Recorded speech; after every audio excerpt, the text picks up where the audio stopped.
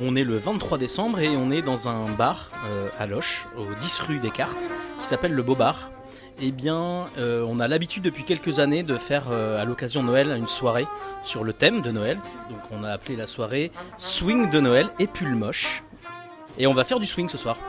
Donc je suis accompagné de Charlie Jacquet à la trompette et de Gabriel Bonin au violon. Moi je serai donc à la guitare ce soir.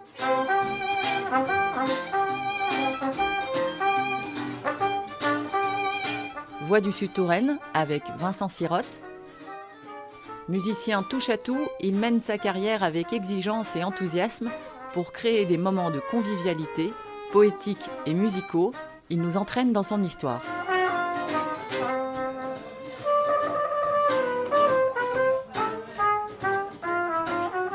Je m'appelle Vincent Sirotte, je suis né le 12 juin 1983 à Loches et j'habite depuis quelques années un petit village qui s'appelle Genillé. Et je suis clown, musicien et je suis un passionné du spectacle vivant. Alors, est-ce que vous pouvez peut-être en quelques mots, vous êtes donc né à Loches, me raconter tout simplement votre enfance, de quoi était-elle faite ? Eh bien, j'ai la chance d'avoir grandi à la campagne, au sud de Loches, à une trentaine de kilomètres un petit peu plus au sud, dans un petit village qui s'appelle Saint-Flovier, où j'ai grandi. Et j'ai eu la chance aussi de partager ces premières années de vie dans la ferme de mes grands-parents, qui était à la Selle-Guénon, un lieu-dit qui s'appelle Les Poteries, où j'ai passé énormément de temps avec les animaux, etc. Et j'ai cette chance d'avoir grandi à la campagne, vraiment. On était dehors tout le temps avec les animaux, etc. Et c'était quelque chose d'assez agréable pour moi. C'est aussi pour ça que maintenant, depuis, je suis parti, mais je suis revenu, parce que ça me fait vraiment assez plaisir d'être à la campagne. Alors, du coup, on a fait un bond dans le temps, vous êtes parti. Vous avez été à l'école à quel endroit ? Alors, ma scolarité, donc, en primaire, j'étais à Saint-Flovier et à Charnisay, puisque c'est le regroupement. J'ai fait mon collège à Châtillon-sur-Indre, puisqu'on était plus près de Châtillon-sur-Indre que Loches, donc je suis allé à Châtillon-sur-Indre. Ensuite, j'ai fait qu'est-ce que j'ai fait ? C'était un peu chaotique, alors ça me demande un peu de réflexion. Oui, j'ai fait un BEP de comptabilité. Donc à Loches, au lycée Émile de la Taille. J'ai poursuivi la comptabilité au lycée Alfred de Vigny à Loches.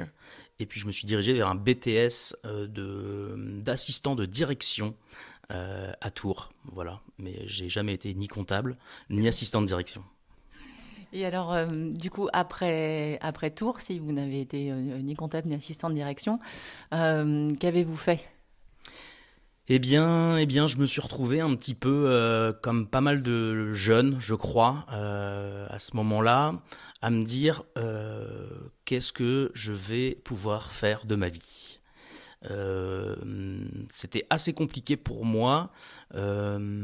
J'avais besoin de quelque chose de concret. J'avais fait de la comptabilité et un peu de communication pendant 4 ou 5 ans. C'était bien, j'ai pris plaisir à ce moment-là, mais il me manquait quand même un peu de concret. Et mon papa avait monté son entreprise de charpente couverture depuis déjà une bonne dizaine d'années. Et puis à force d'être là, à pas savoir un peu quoi faire, un peu à glander, à 18 ans, 19 ans, il m'a fait la proposition pour une année, pour un contrat court, de passer du temps avec lui dans l'entreprise, d'être un peu arpète, charpentier ou couvreur. Et puis il m'a dit, tu verras, tu vas vite réaliser que quand tu auras froid l'hiver, que tu auras super chaud l'été, tu seras dehors à toutes les saisons et que tu auras subir un peu la météo, tu vas voir que tu auras vraiment envie de reprendre des études. Donc ça, c'était un peu ce que lui imaginait. Et puis en fait, le dépannage d'1 an a duré 8 ans. Donc en fait, je suis devenu charpentier-couvreur dans la boîte de mon père, dans l'entreprise Sirotte, père et fils, voilà, à Saint-Flovier.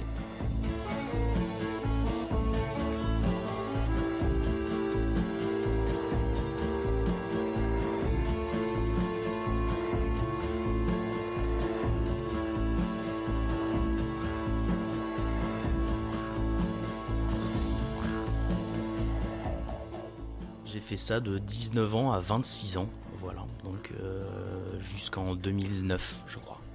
Ouais. Et donc pendant toute cette période-là, vous viviez ici. Et ensuite, en 2009, que faites-vous ? Que devenez-vous ? Eh bien oui, alors je travaille avec mon père dans l'entreprise familiale et avec mon frère. Donc du coup, il a été assez simple de prendre une petite coloc entre frangins. On a franchi le cap de l'Indre.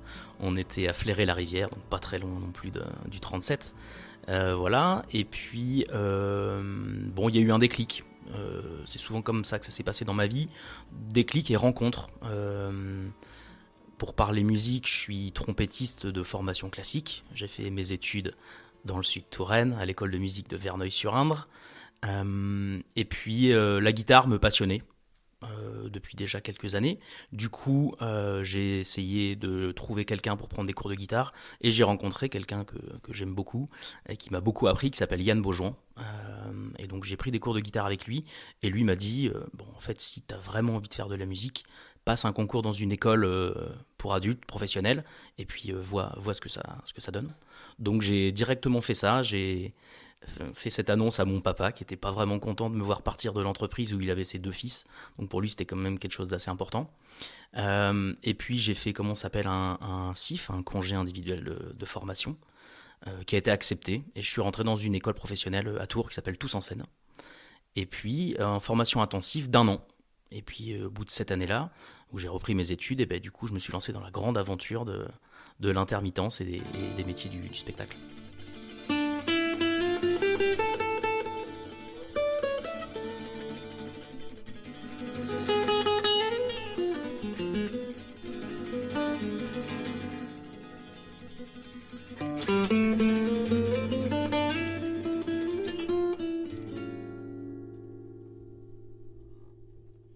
Avant que vous me racontiez cette vie d'artiste, finalement, déjà, la trompette, depuis quand vous en aviez joué ? Comment elle est arrivée dans votre vie, en tout cas la musique ? Et puis, pourquoi cet instrument-là ? Et puis, l'autre question, c'est pourquoi ne pas avoir pensé plus tôt, puisqu'a priori, ça avait l'air d'être votre vocation. D'où elle vient cette trompette ? Elle vient de pas très loin, hein. Mon papa jouait de la trompette. Donc je l'ai vu partir un peu quand j'étais gosse, tous les week-ends, partir soit en répétition, soit faire des concerts avec une fanfare qui était celle de Nohant-les-Fontaines, toujours dans le 37. Et donc quand l'idée m'est venue de dire papa, maman, moi aussi j'aimerais vraiment beaucoup faire de la musique, faire comme papa, eh bien ils m'ont dit quel instrument tu veux faire ? Comme papa, hein, je veux faire de la trompette. Donc j'ai commencé la trompette comme ça, en fait.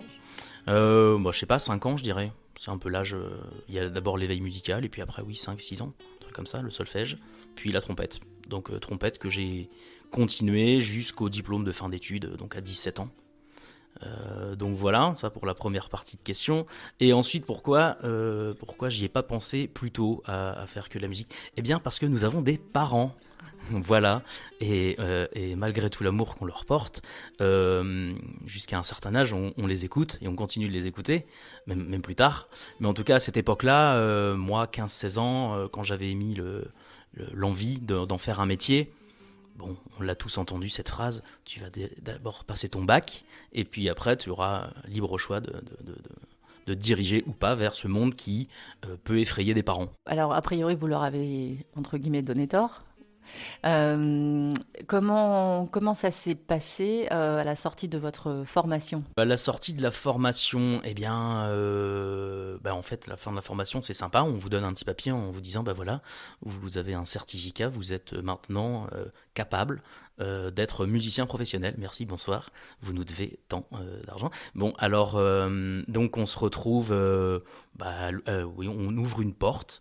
Et puis on essaie de savoir un peu comment ça se passe. Donc moi je suis allé voir un peu ceux qui étaient mes mentors ou ceux qui étaient déjà dans le circuit depuis quelques temps pour prendre des conseils. Savoir mais comment on fait les copains pour devenir musicien professionnel ? Parce que moi je faisais de la musique depuis longtemps. Alors qu'est-ce que ça veut dire être musicien professionnel par rapport aux musiciens amateurs ? Est-ce que ça veut dire qu'il y en a un qui joue mieux que l'autre ? Bon, par la suite, j'ai pu voir qu'en fait, nous, il y a carrément aucune différence sur le jeu. Je connais des amateurs qui sont bien meilleurs que moi. Mais du coup, tout un cursus. Il y a tout un tas de choses à mettre en place. Donc, la première des choses, c'était de s'inscrire au Pôle emploi. Voilà, ça paraît bizarre comme protocole. C'est-à-dire, pour devenir musicien professionnel, il faut s'inscrire au Pôle emploi parce que on dépend d'un annexe 8 et 10, qui sont des statuts un peu spéciaux, qui sont pour les intermittents du spectacle, dont je fais partie depuis un petit peu plus de 10 ans. Donc la première démarche, ça a été de m'inscrire au Pôle emploi et de leur dire, en fait, oui, je recherche du travail en tant que musicien. Et puis après, j'ai commencé à appeler des copains avec qui j'avais des affinités en leur disant, les copains, est-ce que ça vous dirait de monter un groupe avec moi? Et puis il y en a eu un premier, puis il y en a eu un deuxième. Et puis est venu le moment où je me suis aperçu que j'avais quelques facilités avec les programmateurs pour nous vendre. Et donc j'ai monté un label local en 2011, ici à Loches. Est-ce que vous pouvez me dire quels souvenirs vous gardez de ces premiers temps? Alors vous me disiez que vous étiez avec les programmateurs, ça se passait bien. Pourquoi ça se passait bien? Et est-ce que ça a toujours roulé comme ça avec toujours des choses à faire? Ou est-ce que quand même il y a eu des moments un peu de doute où vous vous êtes dit mais qu'est-ce que j'ai fait là? Est-ce que je vais y arriver? Une de mes chances, peut-être, c'est que j'étais à Tours, donc quand j'ai fait la formation, à Tours, les copains que j'avais à Tours et que j'ai rencontrés durant cette année de formation m'ont tous dit à la fin, Vincent, s'il te plaît, reste à Tours avec nous, on va monter des groupes sur Tours, on va faire des choses grandioses, ça va être exceptionnel, ça va fonctionner, etc.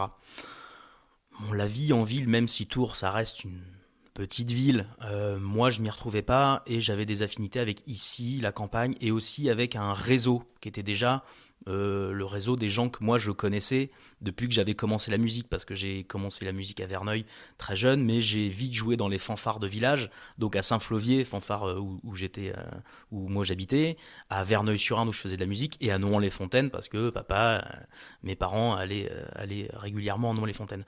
Donc en fait j'ai drainé rapidement un petit réseau de gens que je connaissais, et le jour où j'ai voulu en faire mon métier, j'ai pris contact avec les comités des fêtes, des petits villages où moi j'allais jouer, alors à la fête du cochon grillé, à la foire au Luma, etc., et toutes les fêtes de villages bien populaires et qui me correspondent à fond.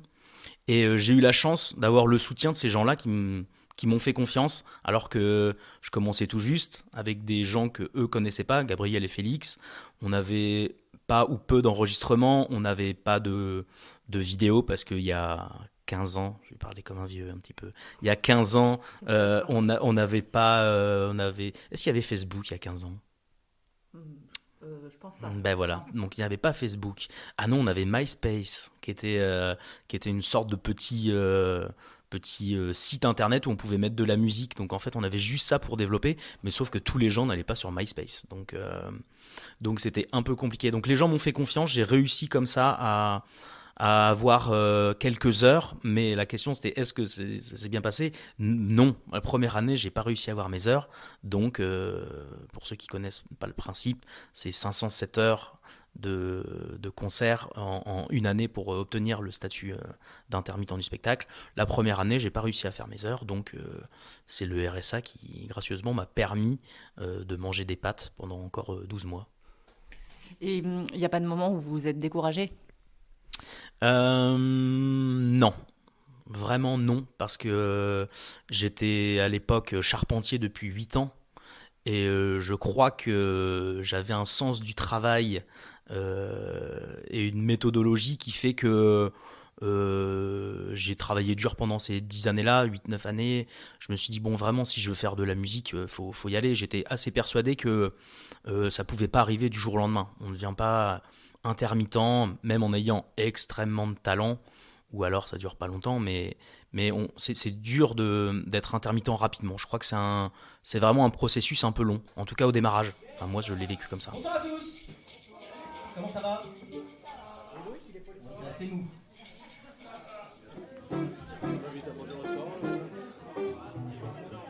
Et qu'est-ce qui, peut-être toujours aujourd'hui, ou ça a peut-être évolué, mais à l'époque en tout cas, vous faisait vibrer, qu'est-ce qui vous animait au-delà du fait de jouer de la musique? En tout cas, si c'était ça, évidemment, pourquoi?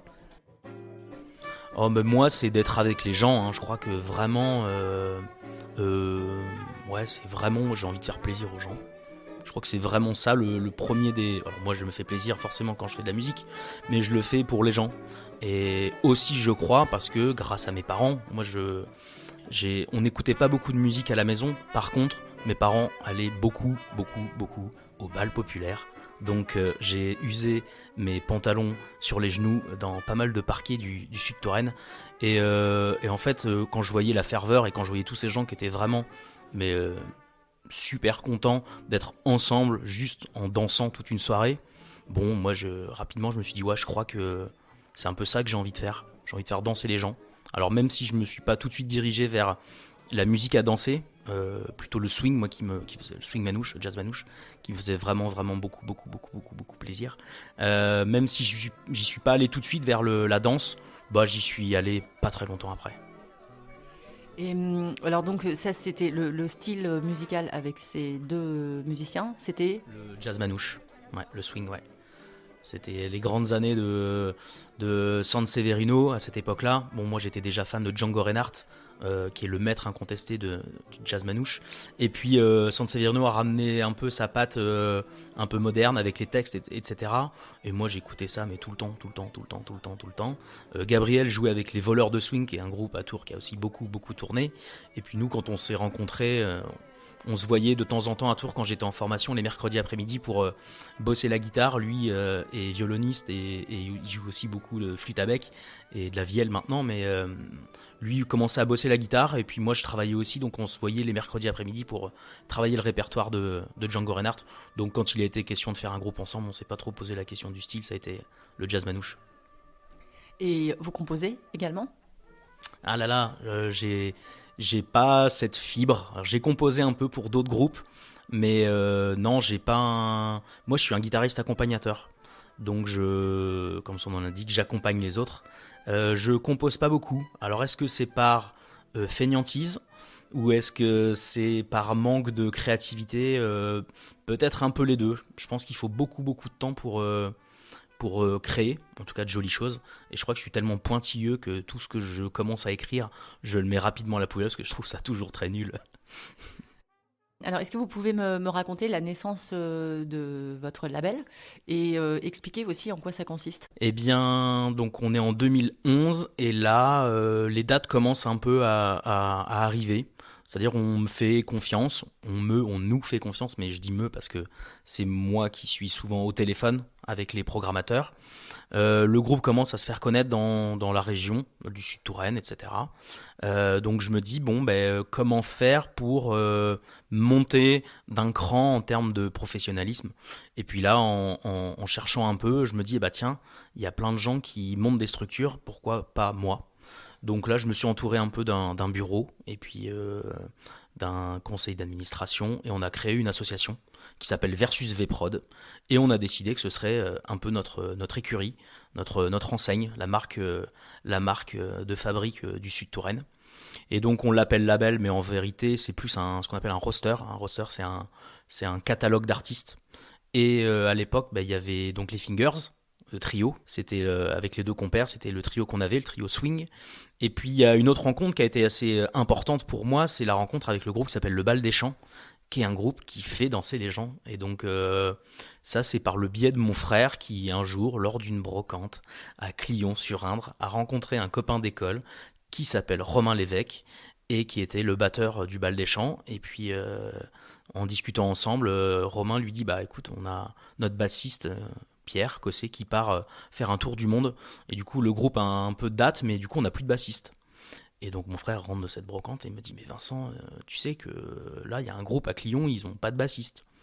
Alors je dis, oui, mais moi j'avais bossé un peu la basse, et je me suis dit, allez bingo, j'achète une basse, un ampli basse, et je réponds à leur annonce. Et voilà, bim, je les ai rencontrés, ça s'est bien passé, on a bu pas mal d'apéros, et on s'est vraiment beaucoup apprécié. Et puis c'était le début de l'aventure avec le Bal des Champs. Depuis, il y a des choses nouvelles? Alors il y a des choses nouvelles et il y a des choses qui se sont arrêtées. Le Bal des Champs, c'est un groupe qui a tourné un peu plus de 10 ans avec deux ou trois albums, deux albums. Et puis c'est comme tout, des fois les choses Voilà, s'essouffle un peu. Et puis on passe à autre chose. On n'a clairement pas réussi à se dire tous les 5 autour d'une table, bon, on arrête les copains. Bon, impossible à le dire, donc personne n'a réussi à verbaliser ça, mais on savait qu'on allait prendre un peu de distance.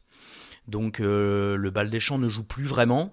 Il y a eu aussi de passage Racine, qui était un groupe avec Océane Alper, Blaise Jamin, Romain Lévesque aussi, et moi-même donc à la guitare.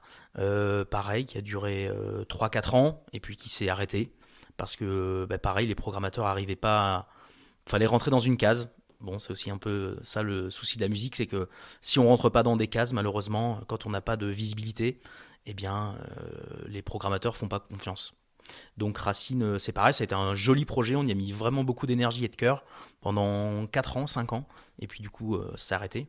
On a eu aussi le Contrôle Z Experience, qui était un ciné-concert. Je suis passionné de vidéo aussi, moi j'ai fait une formation de monteur vidéo à Grenoble, donc j'adorais aussi ce principe. D'ailleurs, j'encourage tous les gens qui vont écouter ce podcast à aller sur YouTube, taper Contrôle Z Experience, et vous verrez, le concept est assez chouette. Et puis il y a d'autres collectifs qui se sont mis en place, notamment celui de La Grand Bête, qui est un groupe de trad, musique trad à danser. Et je tiens à préciser, musique trad Centre France, avec que des choses qui ont été composées par nous, musiciens, ou repris du répertoire Centre France traditionnel ici chez nous. Là. C'est quoi ça, la musique traditionnelle Centre France? Le trad, alors je donne des exemples de danse, hein. C'est de la danse, c'est des mazurkas, il y a des polkas, il y a des bourrées, il y a quoi d'autre? Il y a des scottish, il y a des cercles. Voilà, tout ça, c'est des danses qu'on peut retrouver dans les bals trad et bals folk. C'est une réadaptation moderne ou c'est vraiment comme on l'entendait il y a longtemps dans les campagnes? Pour caricaturer un peu, excusez-moi. Très bonne question. Alors, par exemple, le Bal des Champs, nous, on avait décidé à l'époque, sur un même répertoire, hein, qui était un répertoire Centre France, on avait décidé de jouer avec une batterie, avec une basse électrique, une guitare électrique, avec un violon, qui n'était pas électrique lui, et un accordéon diatonique qui est aussi un des instruments qu'on retrouve dans la musique trad. C'était une volonté de moderniser un peu, de mettre un peu de rock'n'roll dans des choses qui étaient parfois que nous on trouvait un peu arriérées, je sais pas si c'est le bon mot, mais en tout cas un peu lointaines dans nos oreilles. Ça nous faisait un peu bizarre de jouer ce répertoire comme il était. Et puis en fait, comme quoi au fil des années on change un peu d'idées. Là, avec La Grand Bête, on a envie plutôt de revenir à quelque chose de un peu plus épuré et un peu plus proche de ce qu'a pu être la tradition il y a 50, 60, 100 ans. Donc là, nous, on essaye de vraiment se consacrer à la musique, mais au service de la danse. Donc on essaye d'être au plus proche de ce que les anciens ont pu nous donner.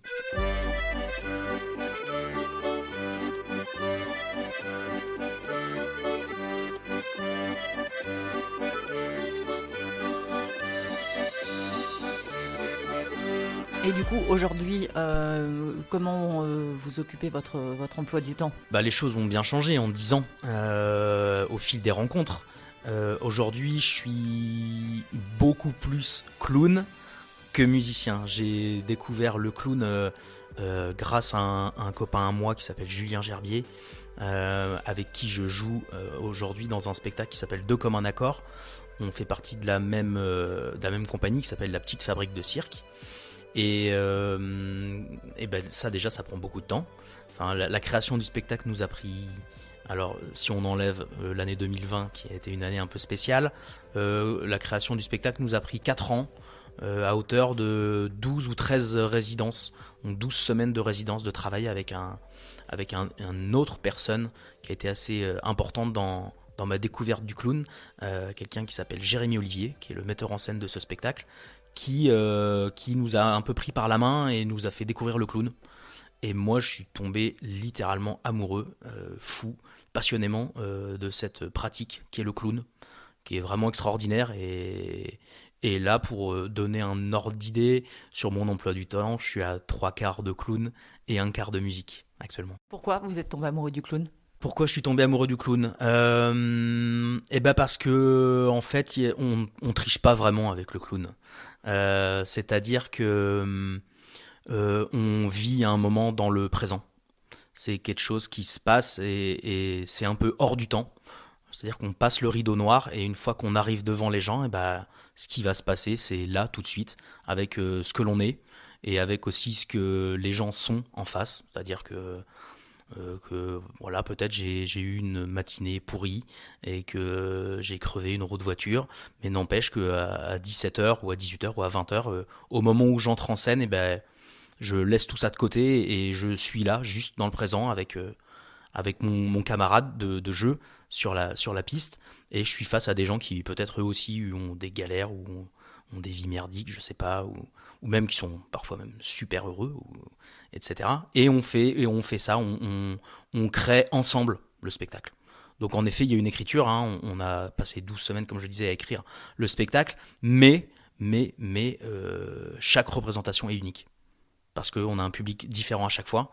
Nous, on est là, différents, avec nos états d'âme, etc., et nos sentiments différents, et avec un public différent. Et on dit qu'on incarne le clown, quoi. Donc ça ne vient pas de nulle part. Jean Béguet, incarné, quoi, incarné dans la chair. C'est vraiment quelque chose de loin et fort. Donc c'est aussi pour ça que ça prend des dimensions absolument folles, le clown. Quelles sont les salles qui vous accueillent ? Eh bien, on joue partout. On joue partout en France. On a la chance, malgré des temps un peu incertains, notamment l'année dernière, on a eu la chance de pouvoir jouer partout. On a joué sur des festivals connus, assez reconnus dans le milieu des arts du cirque.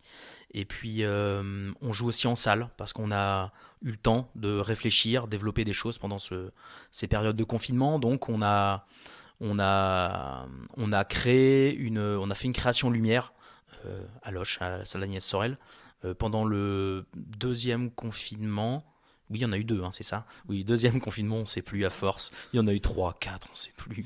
Et donc pendant le deuxième confinement, on a fait une création lumière à Agnès Sorel pour justement pouvoir permettre aux festivals ou plutôt aux saisons culturelles de pouvoir nous accueillir en salle et pas uniquement dans la rue. Parce que nous, en fait, notre terrain de jeu qu'on aime vraiment beaucoup, c'est la rue, les arts de la rue.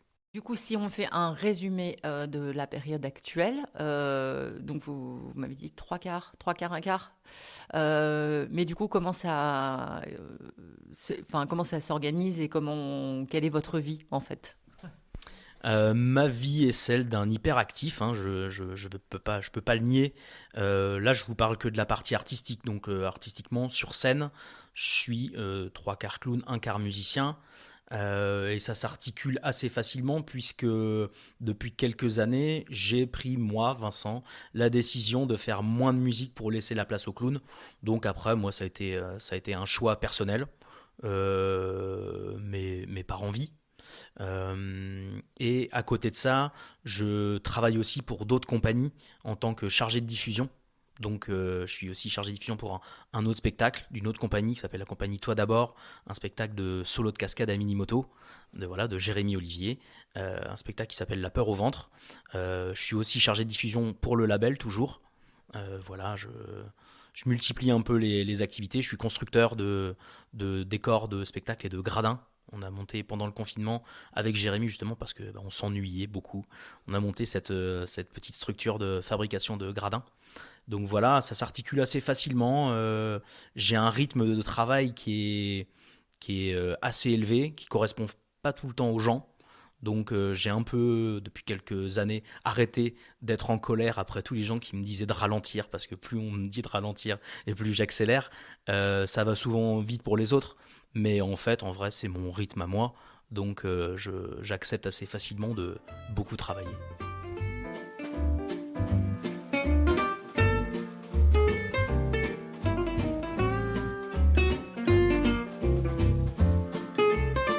C'était Voix du Sud Touraine avec Vincent Sirotte, un podcast proposé par la communauté de communes Loches Sud Touraine, signé Anne-Claire Bulliard.